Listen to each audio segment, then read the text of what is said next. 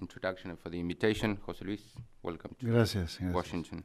Thank you very much. Como decía Benjamin en la presentación, te has presentado como candidato presidencial en esta elección, Sí. un poco como el outsider de la elección, ¿no? Viniendo de atrás en un escenario político muy polarizado entre el oficialismo, entre Cambiemos, el kirchnerismo y con el peronismo moderado, por llamarlo así, intentando encontrar su espacio. Lo primero que quería preguntarte es ¿por qué ahora? ¿Por qué querés ser presidente ahora? Porque creo que por primera vez desde el 2003 como mínimo, y probablemente por tercera vez si yo tomo en cuenta lo que ocurrió con la caída del muro a fines de los 80, o sea, por tercera vez en un cuarto de siglo, o sea, muy pocas veces en un cuarto de siglo, se ha abierto la puerta, una ventana de oportunidad, no solo para gente que viene completamente desde afuera de la política, como es mi caso. Yo nunca he participado en nada que tenga que ver con la actividad pública o política a lo largo de mis 57 años de edad, sino que también, y es lo más importante, que por tercera vez en un cuarto de siglo se abre una ventana de oportunidad para las ideas que más que liberales en Argentina, liberales o libertarians, here in the United States, se abrió la oportunidad o la puerta para las ideas del sentido común. ¿Por qué del sentido común? Porque nosotros creemos, en mi espacio, en el espacio que estamos construyendo, que el planteo que estamos haciendo nosotros a la sociedad argentina, de una economía abierta al mundo, que comercie con el mundo, que viva del comercio, en lugar de la sustitución de importaciones, que ha sido la decisión estratégica equivocada a nuestro juicio y a la luz de los datos de la última centuria, te diría. Se ha abierto también el espacio por las ideas de un Estado que tenga un tamaño pagable y no este Estado que en Argentina a los argentinos nos devora impuestos y a regulaciones y a un maltrato cada vez que uno quiere hacer un trámite inaudito. Y en tercer lugar, creo que se abrió la puerta para introducir reformas en el sistema laboral argentino, cuya arquitectura legal data de hace 70 años, cuando Perón incorporó la Carta del Laboro de Mussolini a nuestras leyes laborales. Entonces, hay un espacio que se abrió por primera vez en un cuarto de siglo a este trío de ideas que yo creo que son de sentido común: una economía que viva del comercio, un Estado que cobre impuestos razonables y una legislación laboral que sea amigable para contratar gente y no que expulse gente o que la contrate en negro. El gobierno trató de implementar algunas de las reformas que proponés en un nivel mucho más gradual, por utilizar un término que utiliza el gobierno. Tuvieron bastante problemas, aún así, para hacerlo así. ¿Por qué crees que vos, sin estructura partidaria, en un eventual caso en el que puedas llegar a ser presidente, podrías llegar a implementar esta agenda que propones? Bueno, en primer lugar, no es cierto que nosotros no tengamos estructura partidaria. Nosotros estamos en plena construcción de un espacio, de una confederación de partidos, además de nuestro propio partido, que es el Partido Libertario, que difícilmente llega a las elecciones a tener escala o competencia nacional, pero sí estamos en pleno proceso de construcción de alianzas, no solo para poder competir legalmente, sino para poder impulsar estas reformas. En segundo lugar, con respecto a por qué Macri hasta ahora no ha podido o no ha querido, yo creo que acá hay varias cosas. Por lo menos hay dos. Una de ellas es que Macri nunca dijo en campaña, nunca, y hay que seguirlo con mucho cuidado a Macri en campaña 2015, que haya hablado con la claridad con la cual nosotros estamos hablando acerca de las reformas que hay que hacer. Si uno lo sigue con cuidado a la campaña argentina de 2015, yo creo que Macri ganó, que ganó por poco además, por miedo de la sociedad a verse otra vez involucrada en el delirio mesiánico del kirchnerismo. No creo que sus propuestas hayan tenido ninguna contundencia.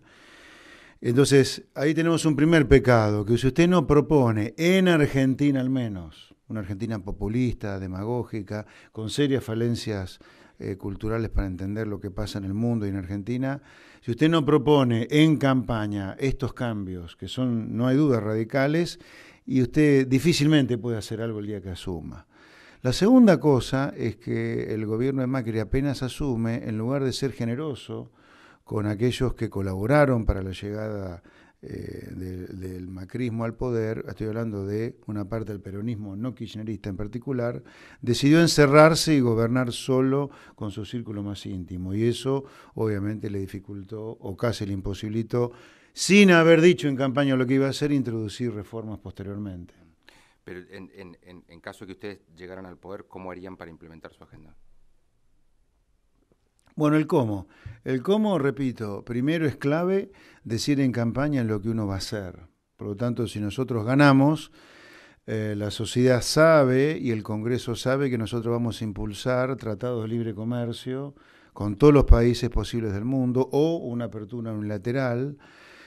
Si nos vota la ciudadanía sabe que nosotros vamos a una muy fuerte reestructuración del gasto del Estado, no solo para bajar el déficit inicialmente, sino también para luego bajar impuestos. Y si la ciudadanía nos vota, sabe que nosotros vamos a ir por una reforma laboral sustantiva para que haya un régimen laboral mucho más amigable con el empleo del que hay hoy en Argentina. Así que la primera condición es que la gente va a saber lo que está votando. La segunda es que nosotros vamos a ser muy generosos a la hora de abrir el juego en la participación de nuestro espacio y de la discusión de ideas en el Congreso. Y la tercera es que si el kirchnerismo fue osado para tratar de destruir al país, violando leyes y yendo contra la Constitución, contra lo que sea, nosotros también tenemos una osadía limitada al respeto de la ley y de la Constitución, pero también somos osados a la hora de manejarnos de cómo introducir las reformas. Hay dos ejemplos de candidatos a los cuales nadie consideró que podían llegar a ganar y que finalmente ganaron y son presidentes. Uno es Donald Trump aquí en Estados Unidos, el otro es Jair Bolsonaro en Brasil. ¿Qué similitudes o diferencias crees que tenés con ambos?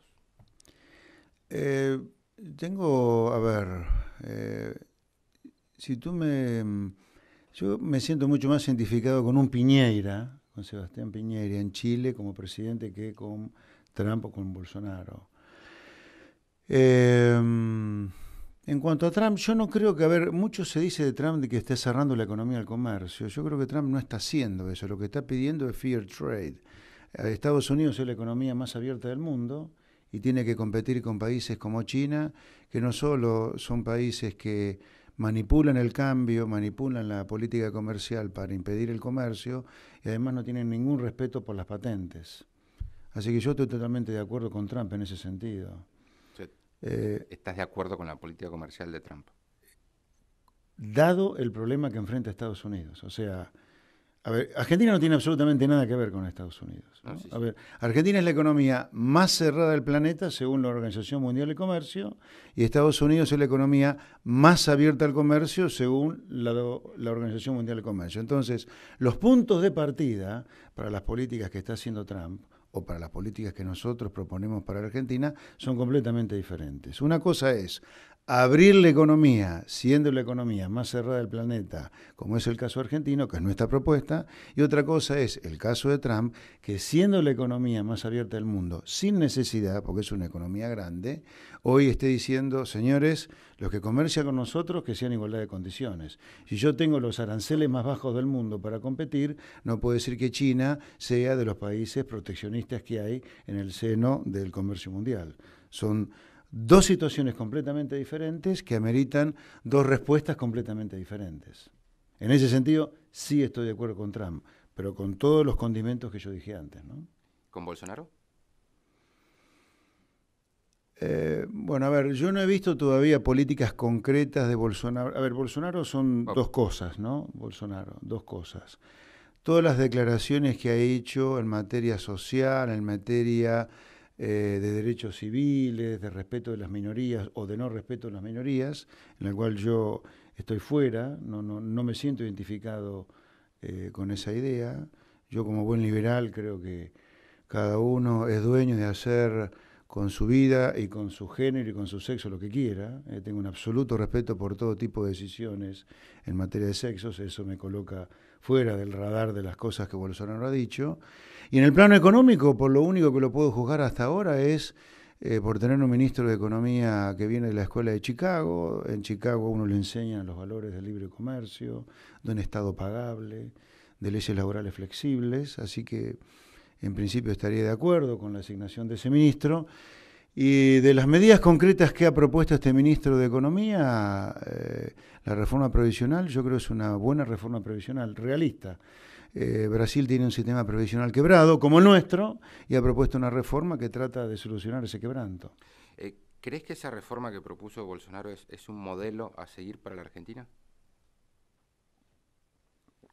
A ver, yo desconozco la reforma previsional, si es que tiene alguna pensada Macri en introducir en este año en un eventual segundo mandato. Como concepto, no es para hacerla ahora, pero yo creo que Argentina tiene que retroceder en prácticamente todo lo que hizo el kirchnerismo durante la década kirchnerista, inclusive la reestatización del sistema previsional, o sea, ir para atrás. Yo creo un sistema previsional privado, donde la gente se haga cargo de lo que quiere cobrar cuando se jubile. ¿Y cómo harías para privatizar de nuevo el sistema previsional? Con un proyecto de ley, como hizo Menem en su momento. O sea, ¿volverías al sistema de AFP? Sí, claramente. Sí. Creo que lo que hizo Cristina Kirchner en el 2008 no fue recuperar los ahorros de los trabajadores, sino fue robárselos, ¿no? La gente había ahorrado en ese momento, desde el año 93, 15 años sufridamente todos los meses para tener su jubilación, y de pronto un día le dijeron no hay más. No es más, tu ahorro ya no es más tu ahorro. Eso en cualquier país civilizado sería causal de probablemente el derrocamiento de un gobierno. En Argentina lamentablemente no. ¿Crees que pues, el modelo de AFJP fue bastante criticado y era impopular en la Argentina? ¿Le harías algún cambio o volverías exactamente a ese modelo? No, haría muchísimos cambios. A ver, impopular. Cuidado con eso, porque en el 2007 el kirchnerismo dio la opción a la gente para optar y volver al sistema de reparto y prácticamente no volvió nadie. Así que yo creo que la gente de a pie, la que ahorraba en un sistema de capitalización, estaba muy conforme con el sistema, o bastante conforme. Había una crítica importante y justificada, por cierto, de que las AFJP eran caras. Y por eso se podría haber solucionado introduciendo reformas para que fueran más baratas. Yo incluso hubiera dejado las FJP fuera de la órbita de los bancos, ¿no? Los bancos eran los grandes tenedores de las empresas que luego jubilaban. Yo estoy a favor del capitalismo competitivo, no a favor del capitalismo corporativo, y cómo se instrumentó esa reforma es parte del ejemplo del capitalismo corporativo. Los bancos teniendo también su AFJP, yo no haría eso. Okay. ¿Cuáles serían tus otras, ya mencionaste la reforma laboral, la apertura de la economía, reforma previsional, sí. ¿Qué otra reforma te parece que es prioritaria para la Argentina, para el próximo gobierno? Bueno, a ver, en materia económica yo diría, ahí hay infinidad de subreformas dentro de cada reforma, ¿no? Porque, por ejemplo, para bajar impuestos y bajar el déficit hay que bajar el gasto público, para lo cual inexorablemente las provincias tienen que involucrarse. Así que hay que cerrar acuerdos con las provincias. Para cerrar acuerdos con las provincias, además, y bajar el déficit previamente, hay que volver a tener un régimen de precoparticipación que va al sistema de seguridad social como el que teníamos antes del fallo de la Corte Suprema de 2015. Así que ahí se requiere una gran reforma de nuevo del sistema previsional, más allá de la privatización, previo a la privatización. Así que hay una gran discusión con las provincias acá. En materia estratégica, yo creo que Argentina necesita volver sobre los pasos que avanzó en la última década y que Macri ha continuado de acercamiento a China. Yo creo que hay que salirse y alejarse de tanta cercanía a China, que es un país militar, comunista y fascista. Yo creo que Argentina tiene que volver sobre sus pasos a lo que fue su historia y estar mucho más cerca de Occidente de lo que está hoy, inclusive más cerca de Estados Unidos. En materia educativa hay una enorme reforma por hacer también. Yo creo una reforma del estilo de los vouchers educativos, donde el subsidio del Estado a la educación se haga desde la demanda y no desde la oferta. O sea, yo creo mucho más al Estado poniendo el dinero en el papá, para que el papá decida a qué colegio mandar al chiquito, que el Estado produciendo educación como la produce hoy. Que dicho sea de paso, además, otra reforma que hay que hacer aquí es declarar la educación como un servicio público, un bien público, como se lo quiera, para limitar el derecho de huelga en la educación. No puede ser que los chicos más pobres, los que van a la escuela pública, de arranque ya pierdan 50, 60 días de colegio como consecuencia de los Baradel y compañía. Dijiste que querés estar más cerca de Estados Unidos. Macri estrechó muchísimo la relación con Estados Unidos. ¿Cómo crees que se puede estrechar todavía aún más? Sí, yo no estoy de acuerdo con que Macri haya estrechado el lazo con la nación Estados Unidos. Su lazo es personal con Trump. Pero si vamos a la última reunión del G20, por ejemplo, el último presidente que se fue de Argentina fue el primer ministro chino, no fue Trump, al cual se le dio el premio de la Legión de Honor del General San Martín, premio que se le da o condecoración que se le da a los defensores de la libertad. No sé qué libertad se puede estar defendiendo en China. Por otro lado, con China no solo hemos construido una base durante el kirchnerismo, una base que tiene objetivos militares, sino también se está construyendo una segunda base en San Juanes, ¿no? Hay una tercera ya en construcción. Una segunda también en Neuquén. Hay la segunda es en San Juan y la tercera no sabemos dónde es. Hay un proyecto de tercera. Así que yo creo que Argentina debe estrechar lazos otra vez con Occidente. ¿Sí? No veo que Macri haya diluido la profundización, los lazos con China que sí estrechó el kirchnerismo. Pero hay con Estados Unidos una mayor relación, por ejemplo, de cooperación en materia de sí, seguridad, en materia comercial, por ejemplo, se reabrió el mercado de carnes. Sí. Hay una discusión por el biodiesel, los famosos limones finalmente también. Bueno, el biodiesel todavía estamos ahí peleando, ¿no? Sí. Digo, hay cuestiones pendientes, pero digo, hay una relación mucho más estrecha que la que había durante el kirchnerismo. A ver, yo en términos relativos, yo creo que... Muy de economista. Sí, claro, bueno, pero es que las cuestiones relativas gobiernan la economía, por eso los economistas profesionales hacemos énfasis en los precios relativos. Yo creo que en términos relativos el lazo con China se ha profundizado. Okay. Ya que estamos en política exterior, te debo uno de los temas que está hoy al tope de la agenda, Venezuela. ¿Qué harías con Venezuela y qué crees que ha hecho bien la comunidad internacional o en qué se ha equivocado en Venezuela?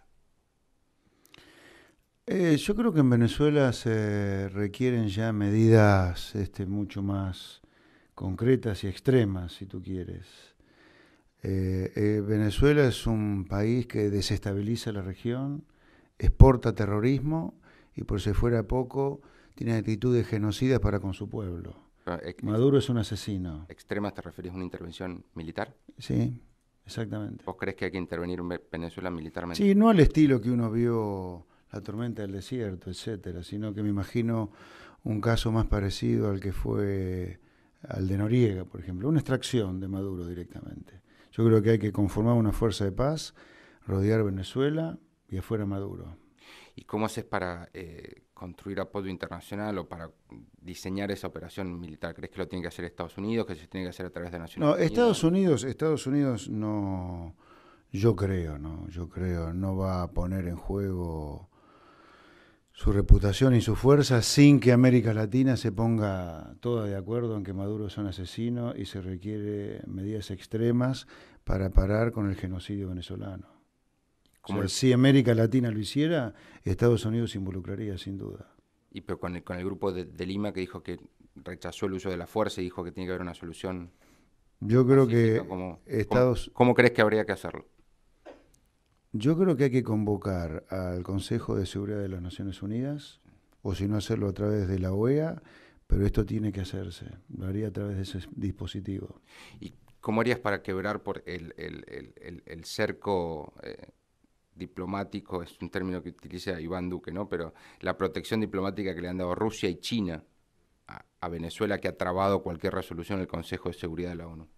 Bueno, si no fuera posible el Consejo de Seguridad de la ONU, podríamos tener un segundo mejor a través de la OEA. Y si no, a través del Mercosur, más la colaboración de Estados Unidos. con Colombia y México incluidos. ¿Cómo funcionaría eso? Lo dejaría ahí, pero hay chance de que fuera ahí por ahí. O sea, vos decís a través de la OEA con el Mercosur y México generar una fuerza multinacional. Sí, sí, que rodee Venezuela y exija la capitulación de Maduro y si no, extraerlo. Eh, El racional de esto es, Maduro es un dictador, Maduro no se va a ir, Maduro va a seguir matando gente. No va a haber elecciones en Venezuela que lo saquen a Maduro. Maduro va a continuar con su matanza. Esto tiene que terminar. y toda esta ofensiva internacional que se ha creado con sanciones, con países reconociendo a Guaidó, con Estados Unidos, el grupo de Bueno, ahí está la Vietnam. respuesta de Maduro, ¿no? Incendiando los camiones de ayuda humanitaria. Esa es la respuesta de Maduro. Ok. Estuviste en Nueva York y estuviste Sí. acá reunido con... ¿Cuál fue la visión que viste, que recolectaste acá entre la gente que decía la Argentina respecto al país? Bueno, a ver, haciendo un repasito para hablar de todo un poco. Nosotros estuvimos en Nueva York, en primer lugar en Bloomberg, donde tuvimos 2 eventos. Una reunión de prensa con los principales periodistas de Bloomberg. Eran 8 periodistas en total, 4 de acá en Nueva York y 4 de Buenos Aires. Luego tuvimos una reunión con clientes de Bloomberg que tienen posiciones en activos argentinos importantes, tanto de acciones como de deuda. Luego tuvimos una reunión con el directorio del UBS. Y luego en el UBS se reunió a importantes fondos con posiciones importantes en activos argentinos. Luego tuvimos una conferencia en el JP Morgan con 40 inversores ahí. Ese fue el periplo en Nueva York. En Washington hemos tenido reuniones con la misión del Fondo Monetario Internacional en Argentina y con el director del Departamento del Hemisferio Occidental, Alejandro Werner, y Roberto Caldarelli. Ayer tuvimos reuniones en el Inter-American Dialogue y en el Council of Americas. Y también con la Cámara de Comercio Americana. De todas estas reuniones, yo lo que me he llevado es, a ver, como promedio, la sensación que hay ganas que a Argentina le vaya bien. Esto con independencia de cómo se vaya desarrollando el proceso electoral. Hay miedo a un retorno del kirchnerismo, hay menos miedo a un retorno de un peronismo un poco más moderado, como se está sugiriendo en estos días, ¿no? Que parece ser que Labaña sería candidato, pero al kirchnerismo puro sí hay miedo. Obviamente que tienen miedo en lo profundo el kirchnerismo. Para los inversores y para los think tanks de Estados Unidos les es lo mismo una Cristina candidata a que el candidato sea Labaña, pero con el 60% de las listas llenas de kirchneristas, digamos, ¿no? Ellos van a lo profundo, por supuesto. Así que algún miedo hay, no hay pánico, pero sí hay un temor. Muchas ganas que a Argentina le vaya bien. Hemos visto una muy buena recepción a nuestras propuestas de reforma, porque están viendo que nuestras propuestas de reformas son propuestas de reformas que han ocurrido en países que han prosperado en el mundo, como Chile, Perú, Colombia, México incluso. Perú, hasta Brasil hace algunas cosas como la que nosotros sugerimos. Ven que son propuestas que están conectadas con la realidad, no que son propuestas para otro planeta. Sí, se ve que Argentina hace 8 décadas que no puede repetirse lo mismo, por lo tanto hay temor de que el deterioro continúe. Pero un poco el promedio sería ese. No hay pánico, sí hay dudas, temor, hay mucha expectativa del proceso electoral, hay mucha decepción también con cómo termina el gobierno de Macri. No se esperaba mucho más de él, yo te diría. Así que en promedio no me estoy olvidando de nada, ¿no? Más o menos está por ahí. ¿Cómo se dio la reunión con el FMI? Muy bien, en muy buenos términos. ¿La pidieron ellos o la pediste vos? No, la pedimos nosotros. Ok. Nosotros pedimos reuniones con la misión porque nuestra idea era contarles cuál era nuestro proyecto de gobierno, ¿no? No íbamos a discutir de coyuntura, la coyuntura la tiene tan claro, más claro el Fondo Monetario que nosotros.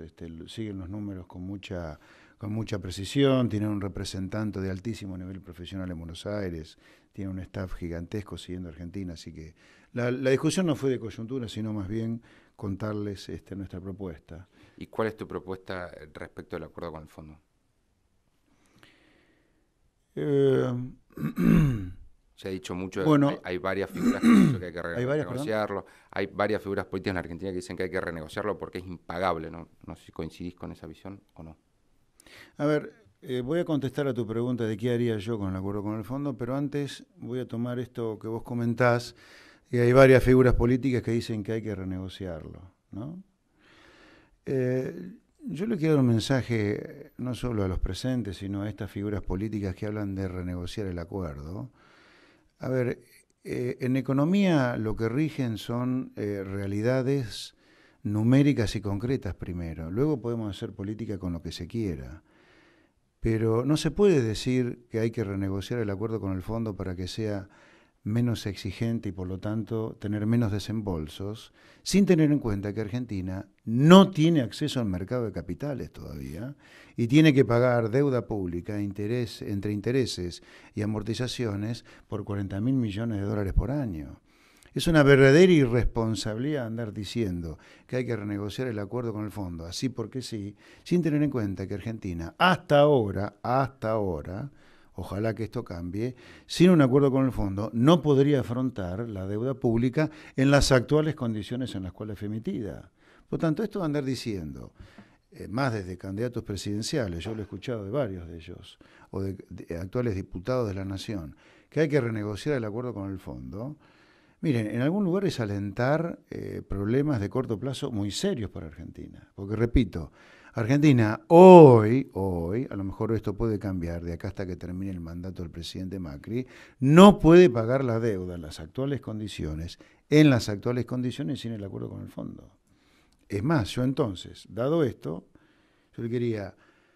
Si estoy a fin de 2019 y soy presidente y todavía no recobré acceso al mercado de capitales, yo necesito más fondos del Fondo Monetario y no menos, para evitar una reprogramación de la deuda o una suspensión de pagos. Repito, si siendo presidente a fin de 2019 la situación es la de hoy, o sea que Argentina no tiene acceso al mercado de capitales, dado que hay que evitar por todos los medios posibles una reprogramación de la deuda, en mí no existe la palabra default, pero ni siquiera hay que permitir una reprogramación de la deuda. Yo necesito más acuerdo con el fondo, no menos. ¿Cómo sería más acuerdo con el fondo? Necesito más fondos. Estirar el actual, ¿Eh? estirar el actual programa Sí, más allá de o estirar, 2021. a ver, Argentina en realidad en septiembre hizo un nuevo acuerdo con el fondo luego que se cayó el de junio. Acá estaríamos hablando o hacer un nuevo acuerdo dentro del acuerdo existente para más fondos. ¿Cuántos fondos? ¿Tenés un número en...? No, bueno, eso depende del acceso que tenga al mercado de capitales. Hoy Argentina tiene, puestos números muy, muy simples, cero déficit primario, pongámosle, cero déficit primario, pero tiene intereses por 20.000 millones de dólares a pagar y amortizaciones por otros 20.000 millones de dólares. El fondo está aportando 2/3 partes de eso. Pero eso en el año 2019. Eso el año que viene, esas 2/3 partes se transforman en 1/3 nada más, por lo que queda del acuerdo firmado. Entonces Argentina necesita cubrir esa diferencia o colocando deuda en el mercado, que todavía está cerrado, o solicitando más fondos del fondo. ¿No ves que la Argentina pueda recuperar? No lo sea eso. No, por eso digo, si no recuperamos el acceso. Yo la lámpara de lino no la tengo. No tengo la menor idea hoy si Argentina va a recuperar el crédito afuera.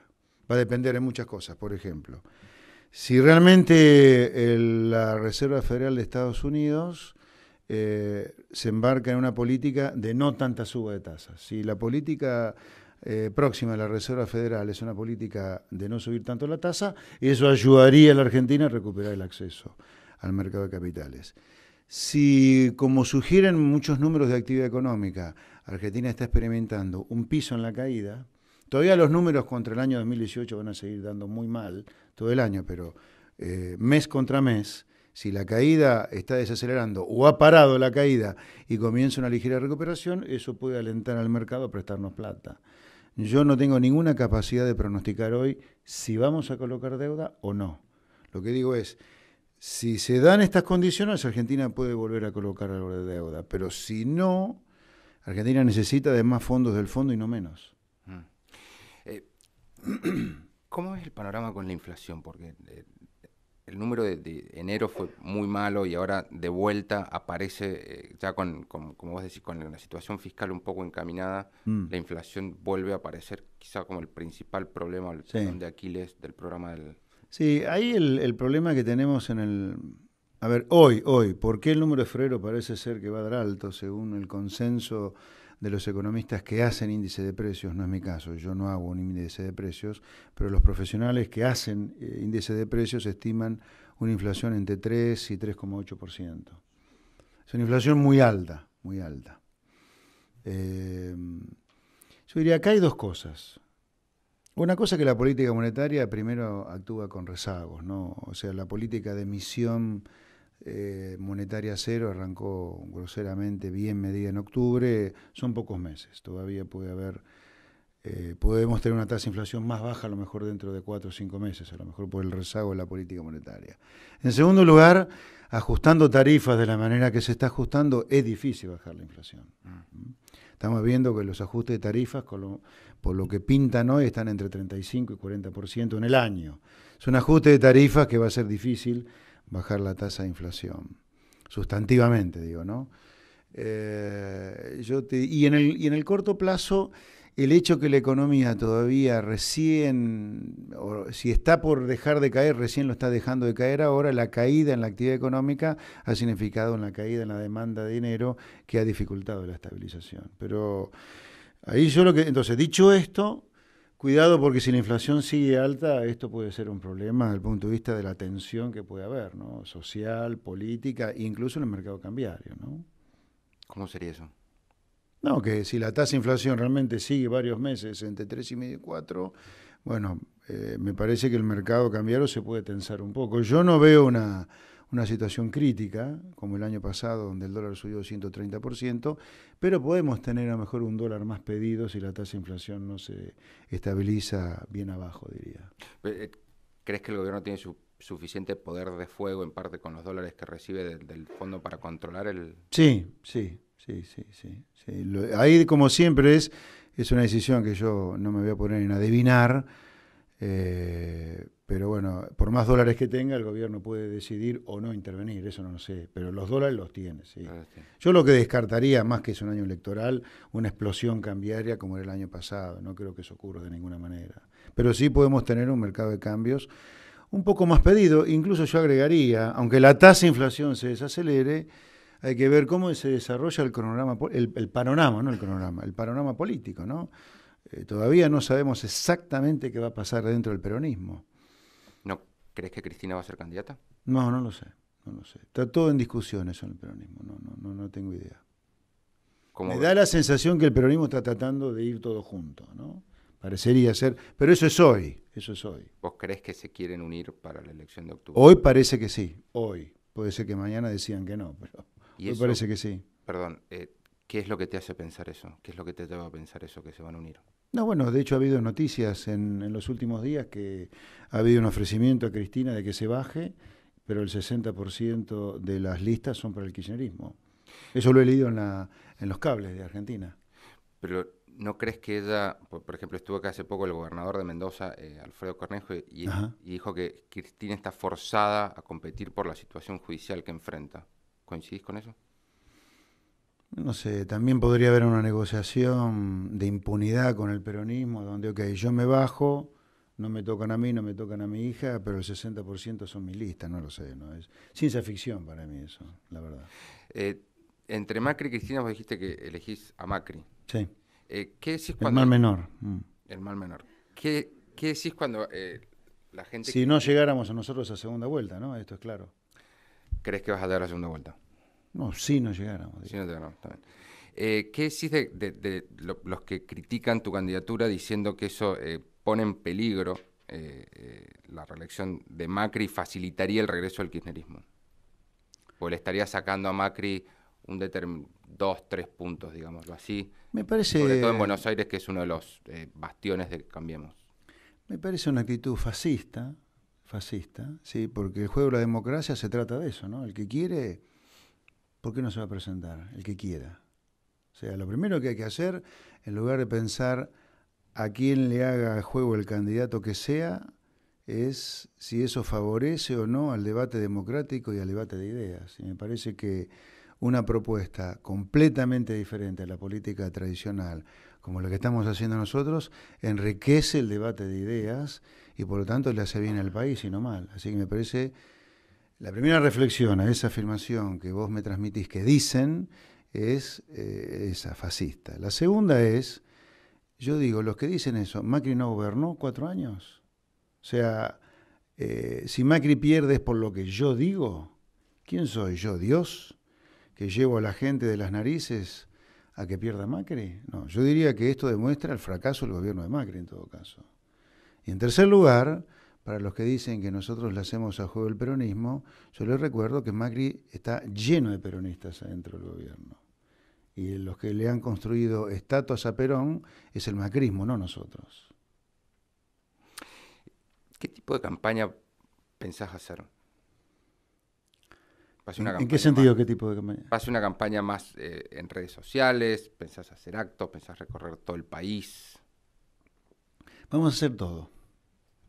Vamos a recorrer el país, por supuesto. Ahora cuando volvamos, ya empezamos la recorrida por todo el país. Vamos a hacer recorridas, actos, redes, prensa, todo. Todo porque queremos aprovechar al máximo esta ventanita, esta ventana que se ha abierto, donde la gente tiene mucho miedo a una vuelta del kirchnerismo o el peronismo, pero al mismo tiempo está muy decepcionada con el gobierno de Macri.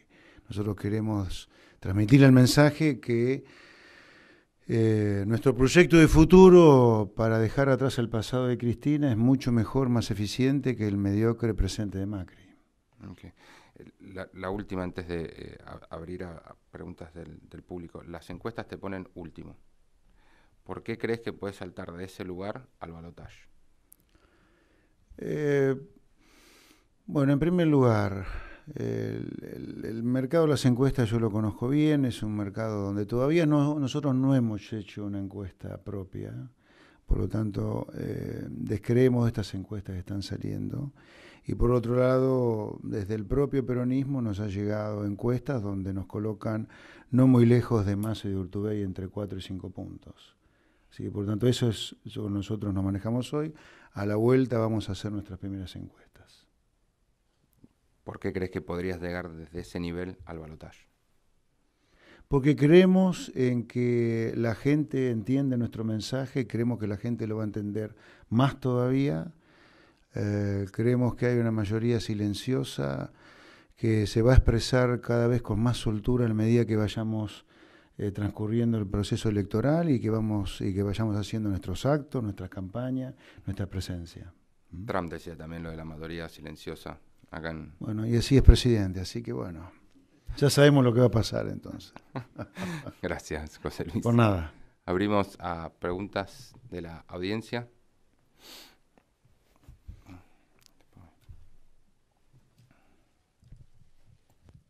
Hola, mi nombre es Patricia Vázquez. Yo trabajo en el tema de industrias extractivas, petróleo, gas, minería. Soy argentina, vivo acá en Washington. Quería saber, bueno, como usted sabe, el presidente Macri puso a esos sectores, Vaca Muerta, litio, en el centro de una posible atracción de inversiones para el desarrollo económico del país. Quería saber, en el caso de que usted fuera presidente, ¿cuál sería su approach a esos sectores? ¿Seguiría con una política similar? ¿Habría cambios? ¿Qué rol jugarían esos sectores en su gobierno? Mire, mi libro Argentina Devorada lo que hace es relatar un poco la experiencia de los países emergentes que luego de décadas de decadencia un día cambiaron y cambiaron para bien. Esta introducción se la hago porque el libre comercio, cuando hablo de libre comercio, ¿de qué estoy hablando en concreto? A ver que se entienda. Libre comercio es tener aranceles muy bajos para importar uniformes y que no existan barreras no tarifarias que impidan la importación, como licencias automáticas, licencias no automáticas, etcétera, etcétera. Implica no tener barreras para arancelarias e implica tener muy bajos aranceles y uniformes a la importación. Uniformes quiero decir los mismos para bienes finales que para insumos. En todas esas experiencias, y ahora le voy respondiendo de poquito a su pregunta, señora, en todas esas experiencias, los primeros sectores que saltan y que son los que hacen el driver del crecimiento, son todos los sectores en los cuales el país que sea tenía ventajas competitivas o comparativas iniciales. En el caso argentino, los países en los cuales Argentina tiene naturalmente ventajas comparativas son agroindustria, petróleo, minería, energía y turismo. Así que una política de liberalización del comercio, lo primero que hace es poner esos sectores en sintonía para crecer a tasas altísimas. Le diría, por ejemplo, los sectores en los cuales Chile tenía ventajas comparativas allá por los 80, o Perú, o Colombia, o Japón, cuando hizo su reforma arancelaria después de la Segunda Guerra Mundial, o España, tuvieron en promedio entre 8 y 10 años de crecimientos arriba del 10% de esos sectores, ¿no? Solo por la liberalización, que tiene que estar acompañada por... Liberalización en el caso argentino significa, para las industrias a las cuales usted hacía referencia, ningún tipo de retenciones a la exportación. También ningún tipo de subsidios, ¿no? Digo porque el tema de los subsidios ha provocado y está provocando tensiones entre el grupo Techín y el gobierno, ¿no? Pero nosotros a lo que nos acomodaríamos en todos estos sectores, dado que son commodities, a lo que indican los estándares internacionales, por supuesto. O sea, en un estadio inicial de crecimiento son la clave estos sectores. Después las exportaciones comienzan a diversificarse. Hoy Chile, por ejemplo, es un gran exportador de salmón. Nadie hubiera imaginado hace más de 30 años, cuando comenzaba la apertura económica chilena y lo único que exportaba Chile era cobre, que hoy sería un jugador importantísimo en el mercado mundial de salmón. O sea, ¿qué puede llegar a exportar Argentina dentro de 30 años, comenzando la reforma hoy? Who knows? Pero inicialmente los sectores a los cuales usted alude son la clave. Sí.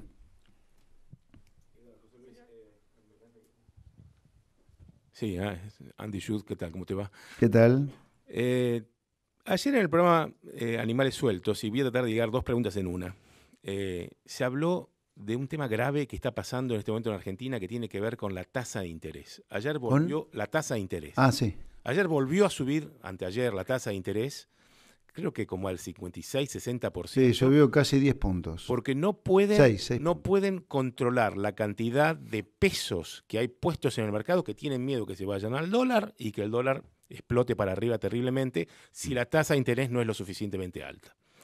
Considerando, y viene la segunda pregunta, que todo esto hace un desastre en lo que es el mundo de las pymes, que están muy mal, digamos, las empresas chiquitas no pueden subsistir, hay mucho desempleo y hay una pobreza en Argentina que yo creo que cuando salga el índice va a ser como el 38%, va a ser un desastre, lo están guardando. Creo que no están diciendo todavía cuánta pobreza hay en Argentina porque tienen miedo de decirlo antes de las elecciones. Afortunadamente tenemos un INDEC que no miente ya, ¿no? Afortunadamente. Sí, pero va a ser muy fuerte. ¿Cómo se sale de esto? Digamos, si vos pensás la cantidad de pobreza que hay y la tasa de interés impresionante que están matando toda pyme, ¿no? Bueno, vos tocás 2 temas que se tocan en el corto plazo, pero al mismo tiempo, cuando uno tiene una mirada larga, se alejan y mucho. ¿Qué te quiero decir con esto? Argentina tiene 1/3 de la población viviendo bajo la línea de pobreza hace 30 años. No es un tema de ahora, ni de Cristina, ni de Néstor, ni de Menem, sino que yo diría, después del Rodrigazo, a mediados del 75, porque fue en julio del 75 el Rodrigazo, a los 5 años del Rodrigazo, ya cuando llegaba la democracia, Argentina comenzó a tener niveles de pobreza altos. O sea, mínimo hace 30 años que Argentina convive con niveles de pobreza altísimos. Por lo tanto, esto no es un tema a la cual se le puede achacar a este gobierno o a esta suba de la tasa de interés. estamos hablando de que fluctúa entre 30 y 38. Tuvo picos del 60%, pero en el medio de las peores crisis de la historia, como fue la hiperinflación y los milos. Pero la pobreza, Argentina, si uno elimina estos picos, está arriba del 30%, un tercio de la población hace 30 años. Así que este es un tema ya estructural. En parte por eso nuestra propuesta de gobierno, ¿no? Creemos que Argentina tiene que cambiar 180 grados lo que está haciendo, en parte para cortar con esta pobreza estructural. Sí, los planes son un subsidio a la pobreza, que ese es otro tema, ¿no?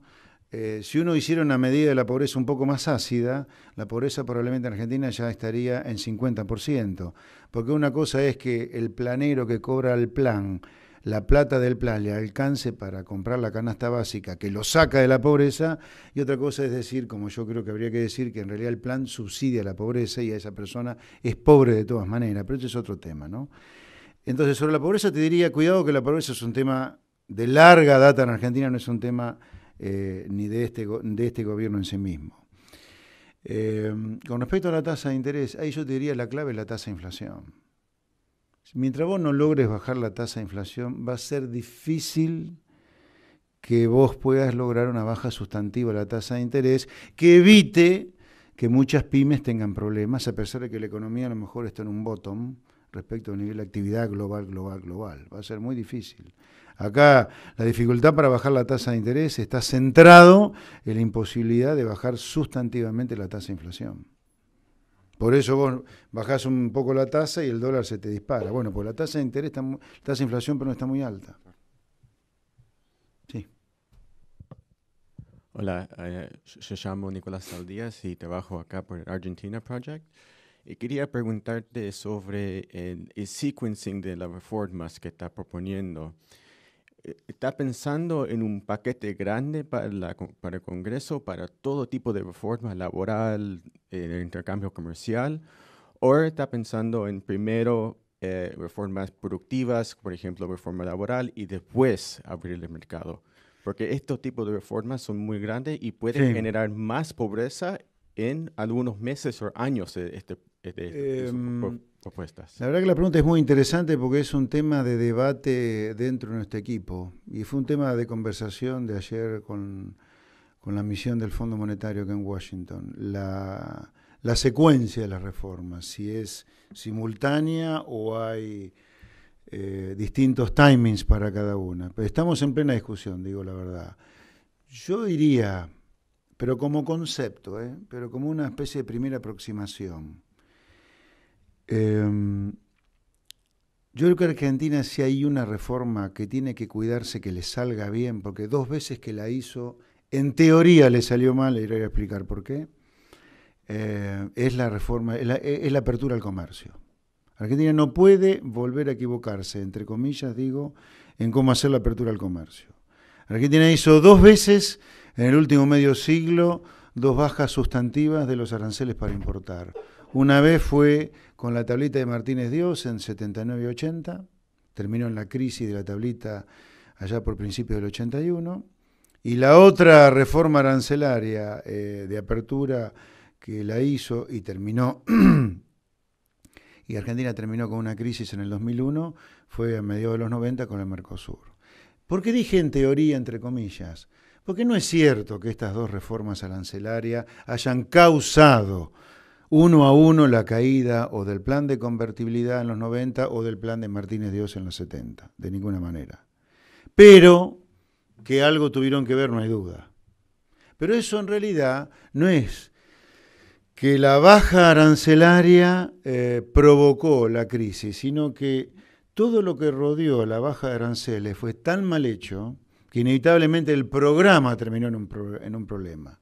Luego en Argentina, fruto de nuestro rechazo a las ideas pro mercado, le echamos la culpa a reformas estructurales y no a una política fiscal mal hecha.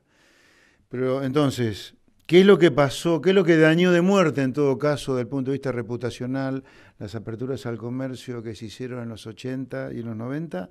Fue que al mismo tiempo que se hacía la baja arancelaria, se atrasaba mucho el tipo de cambio, había un proceso de apreciación cambiaria o de abaratamiento del dólar producto de los déficits fiscales financiados externamente que hizo o que provocó la gran invasión importada, digamos, ¿no? O sea, no fue la baja arancelaria la que provocó la inundación de productos importados, si es que la hubo, durante los fines de los 70 y los 90, sino fue el atraso del tipo de cambio, y eso es producto de una política fiscal de déficit financiado con deuda. Lo que yo diría entonces, antes de pensar en una reforma arancelaria, uno debería estar seguro que tiene el fisco bien tighten, que no tiene déficit y que está montado sobre un déficit corregido por el ciclo incluso, que está seguro que tiene un déficit cero o superávit robusto, que ha logrado bajar los costos laborales algo y ahí emprender la reforma arancelaria, ¿no? Hoy la secuencia que se me ocurriría sería esa, dejar para un segundo momento la reforma arancelaria, pero lo que tiene que estar siempre es que todo lo demás se hace para hacer la reforma arancelaria. Eso tiene que quedar claro.